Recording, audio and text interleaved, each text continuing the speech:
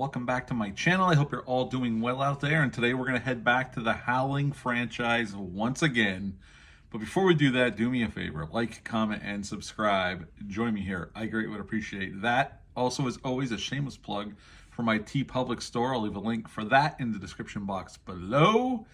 And we're on to part 6. Howling 6, The Freaks is the movie we're going to discuss today. This is on Tubi if you're interested in following along with my journey, or you're interested in any of the Howling franchise.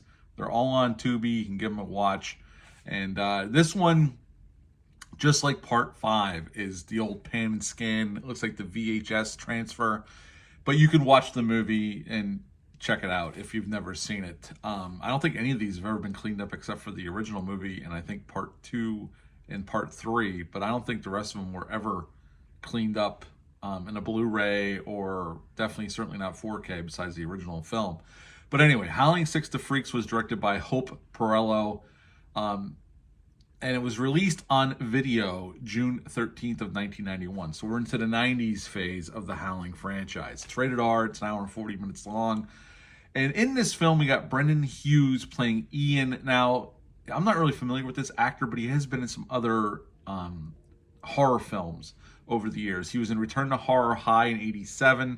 He was in Sundown Vampire in Retreat in 89. And also he's uncredited, but supposedly he played or helped with the werewolf actions in American Werewolf in London as well. And he's done other projects as well, but I'm not super familiar with him. This is probably the only thing I've ever noticed him in. Michelle Matheson's in this film as Elizabeth. She ends up being the love interest to Ian. And I didn't recognize this actress, but I checked her out on the IMDb, and here she was in Mr. Belvedere.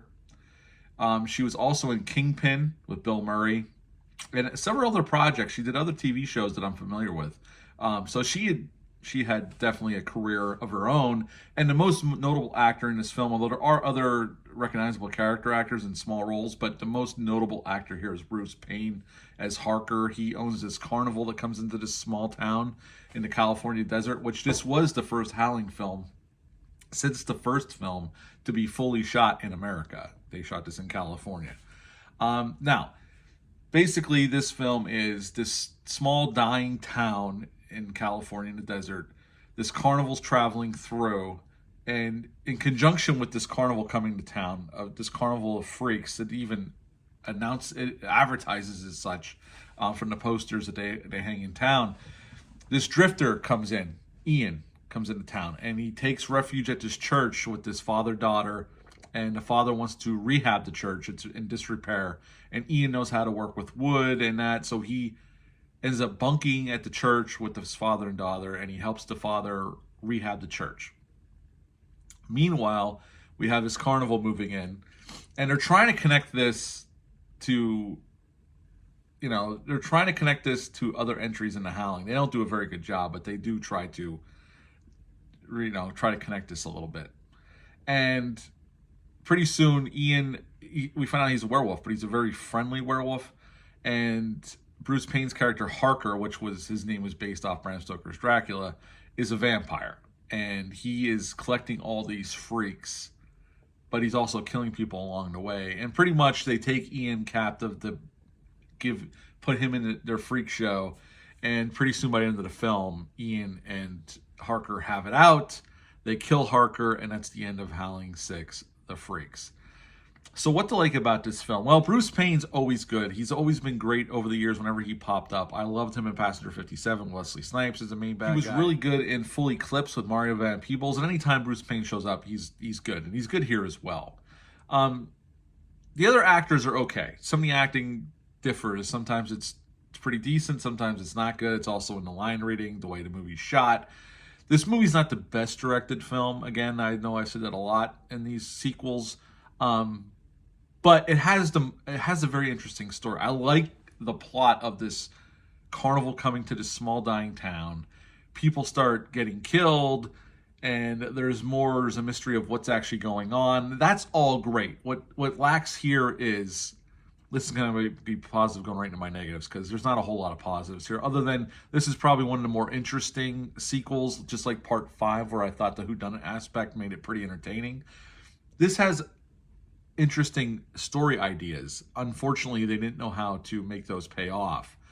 The makeup effects were done by some really talented makeup effects artists, headed by Todd Masters, who's done great work over the years. Tales from the Crypt, Demon Knight, Slither. People have done really good stuff, and other folks you would recognize their names if you look at the makeup effects guys who worked on this film. And some of the makeup effects look really good. Harker's makeup looks really good when he vamps out fully. There's a lizard boy or alligator boy. His makeup's really well done too, I thought. So there's some good effects here for what they're going for. And this went direct to video, so this was a very low budget production. I couldn't find a budget on this thing. But the problem is the execution. It's poorly executed. The editing, this movie plods along. I've said that a lot about some of these sequels.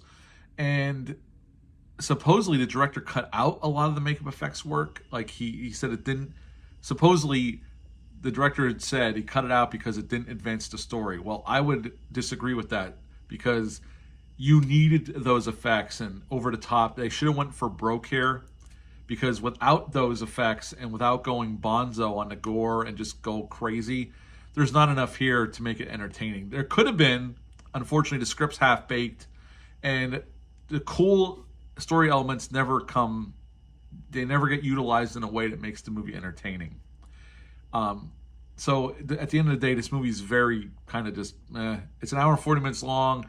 It feels longer than that, just because of the way it just, and by the time we get to the end, and once we hit our final act, things ramp up. But it happens so fast, and it's so clunky that when it ends, it's like, that's it. That's all we get. And I love Harker's makeup when he vamps out. I will say, I think it's well done. I like the design. It's a little different than what we've seen in the past. Unfortunately, when Bruce Payne moves in it, it just looks, when he's standing still, it looks great. When he's moving or trying to react to somebody or have interactions with somebody, like he's attacking them, it just looks hokey. It doesn't look right. It comes off as just, I don't know, the way they lit it or the way they shot it, I don't know, but it doesn't look good when he's trying to move or interact with somebody, unfortunately. So at the end of the day, this is another Howling sequel that's not that great. It's better than some of them, I will say that. Now, that's not a high bar to jump over at this point in this franchise. One other thing about trivia, and we'll wrap this up with my score. Mary Lou from Howling 5 The Rebirth, you can see her in this film. They brought her back to have a little connective tissue to the fifth one. You see her in a cameo, non-speaking role at the beginning of the film at the circus. There's a crowd of people. She's in that crowd. If you look, you could see her. That's the only time you see her in the whole movie. That was their attempt to have some connectivity with the previous entry. But at the end of the day, there's some really interesting story ideas here. Some ideas that really could have worked. Unfortunately, the execution and the script itself weren't up to the task of pulling it off. You got Bruce Payne, who's a very capable actor in here, who is good here. Unfortunately, he's not in a great movie, although this is not as bad as some of the other sequels. And we definitely have worse to come. So at the end of the day, I would give Howling 6 The Freaks a 5 out of 10. A 5 out of 10 for Howling 6 The Freaks. Have you ever seen this entry in the Howling franchise? Leave a comment down below. Let me know. Hit the thumbs up. Hit the subscribe button. Share this video. I greatly would appreciate that. I'm off to Howling 7, and I did rent Howling 7 once back in the 90s when it came out. I don't remember it being very good at all, so we'll see how it goes. But I'll be back with that review soon. Until next time, bye.